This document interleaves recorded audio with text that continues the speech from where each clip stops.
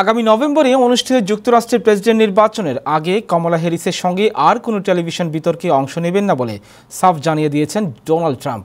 বৃহস্পতিবার নিজের মালিকানাধীন সামাজিক যোগাযোগ মাধ্যম ট্রুথ সোশ্যালে দেয়া এক পোস্টে এমন সিদ্ধান্তের কথা জানিয়েছেন রিপাবলিকান দলের এই প্রার্থী।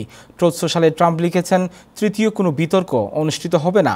গত জুনে বাইডেনের সঙ্গে ট্রাম্পের প্রথম বিতর্ক অনুষ্ঠিত হয়, আর মঙ্গলবার হলো কমলার সঙ্গে ট্রাম্পের দ্বিতীয় টেলিভিশন বিতর্ক। এই বিতর্কেও আয়োজন করেছিল টেলিভিশন চ্যানেল এবিসি নিউজ।